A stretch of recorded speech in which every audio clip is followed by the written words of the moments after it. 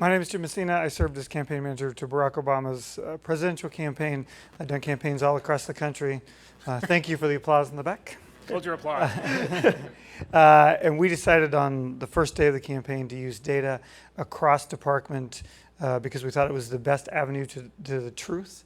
And we ended up using data to inform almost every major decision we did in the campaign. And we had a singular goal to run a personalized campaign where you got a different campaign than you did, all based on our ability to move you and persuade you to vote and support Barack Obama.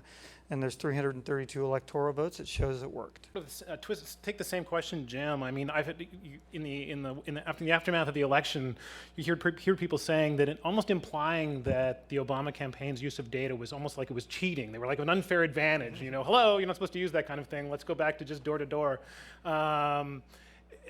Give us your perspective on what's changed in politics from the standpoint of the usage of data. I mean, absolutely everything. Like seriously, if you think about 2008. You know, the entire landscape had changed underneath us, and so we had to reinvent the entire campaign. You know, we sent out one tweet on election day in 2008 because we thought it was a silly technology that would never go anywhere. Like, you know, Facebook was 1/10 of the size. We had 12 people on our data team in 2008. We had 165 in 2012. Wow. We ended up using all that data to change the way we dealt with voters. Because in the old days, people were treated like numbers, and I wanted to treat them like individual people and what we knew about them. So we used data to make huge data sets to build models of behavior. And once we got models of behavior, we could figure out what people were going to do. So we ranked every single voter in America, including everyone in this room, from 1 to 100 on whether or not they'd support Barack Obama, on whether or not you were going to vote, and the third kind of new thing that's the most important holy grail, whether or not you had a chance of being a ticket splitter back and forth. And that allowed us, because we had big data sets, the average poll is 800 sample, we did 10,000 per night samples that allowed us to, every night for 14 months, run 62,000 computer simulations of the election. And everything that came out of that is how I spent the $1 billion.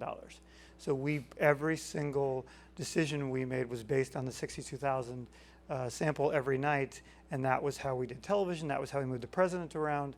You know, data became the most important thing we did, and we, you know, put data across the campaign, because in the old days, campaigns were smoke-filled rooms with 3 or 4 people who were rhinos, who said, I've won these campaigns forever, and this is how we do it in Montana. And you don't get a guy named Barack Obama elected president if you take the old rules. So we had to run new rules, and we reinvented it using data.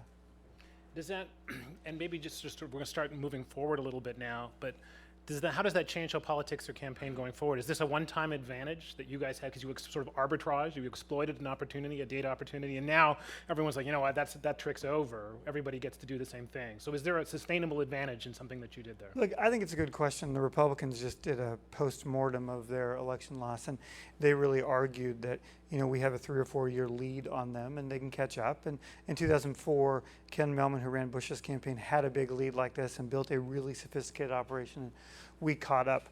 I do think the problem, you know, we just have so much data and such a rich amount of data, and we've gotten really good at predicting behavior. We ended up predicting our final vote in Florida within 0.05%. And we didn't miss any state more than 0.5%. And you know, that data was used over 4 years. I appointed our data analytics director for the 2012 campaign on November 6, 2008. And they literally moved and started building these things because we wanted to reinvent it. So I think it's going to take a while, but I do believe that, you know, they're going to figure it out too. So Jim, talk a little bit about the people side of things, because, you know, we're talking a lot about the data and about these, you know, amorphous humans wandering around generating this data. But I think one of the things that bothers people about a very data-centric approach to politics is politics inherently is the art of the personal. And once you start introducing numbers, they may be right, but people are offended anyway. Well, look, the way we use data was to make everything we did easier and more targeted. So the example I like to use is the final week of the campaign, a friend of mine was knocking, much against her will, doors in Wisconsin. She came back and she said, you guys are going to win. And I said, how do you know? And she said, because I was knocking on the door on one side of the street, the Romney campaign was on the other. They hit every single door. I was told to hit 2 doors. I had 6 scripts on my iPhone. I was told which of the 6 scripts to use. As soon as I left the thing, an email went out from me giving them their own personalized website, www.barackobama.com/that voter's name, and all of their stuff was loaded onto that website. And then later they were contacted by the volunteer on Facebook and on email the next day to see if they were moving. We built this thing called targeted sharing that took a year and way too much money, but it allowed us to use Facebook to persuade people. We spent $1 billion to figure out a simple truth. What your friends and family and neighbors say is more important to your consumer decisions and your political decisions than anything else, because you're getting so much data thrown at you, because you're getting hundreds of millions of dollars of negative ads. So the final 6 days of the campaign, 6 million people logged on to Facebook through barackobama.com, and they saw a 20-second Michelle Obama video, because everyone loves Michelle Obama. And at the end of the 20 seconds, we had matched our data with their data, and we gave them 5 of their best friends who were undecided voters and said, click here to send them a video, click here to send them information. Of those people, 78% of them voted for Barack Obama. We became the first presidential campaign since Richard Nixon to get a majority of the undecideds at the end. In part, the most important reason is that we had the better candidate with a vision for this country, that people wanted to go do those things. Right, to the human part. No, that really is true. There wouldn't have been 4 million people volunteering the final weekend if it wasn't Barack Obama. But we used that data to make the volunteer in Wisconsin's time more relevant, and to have her have a more enriched conversation with people. And we measured everything. We measured how far the door of our volunteer offices had to be from the front desk to get people to walk in. We measured all the forms of persuasion against each other. When we had 20 million people on our email list, once you got an email from me, and I'm sure a lot of you did, we believe very deeply in something called A/B testing. You test one thing against the other. By the time you got that email, we had tested 24 different versions of it before we went to the whole list. We tested how big the donate button was, who it was from, how big the font was, what the picture was, all those things that we figured out we could maximize our returns 82% by A/B testing all of our emails. And one day we came up with this idea. Our chief analytics officer came to me and said, people really like George Clooney. And I said, excellent. I have no idea what that means.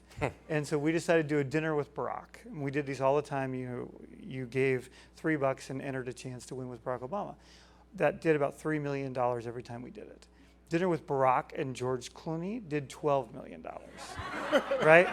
So I went to our data team and said, figure out why that happened. And the data guy goes, you don't need data for that. He's hot. You should have tested it just with Clooney. Yeah. Right. Here's the amazing thing.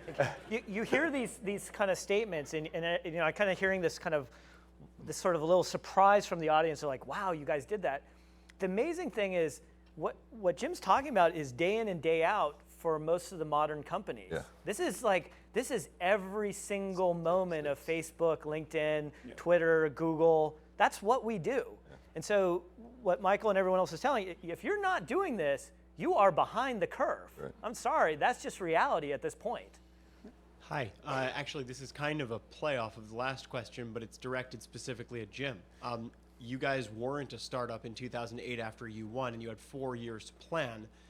Now, either the field is open to some new startup, or you're about to give the largest political donation in the form of data to some unnamed candidate. What happens, aside from Organizing for America, to everything that you've created and the systems that you've built?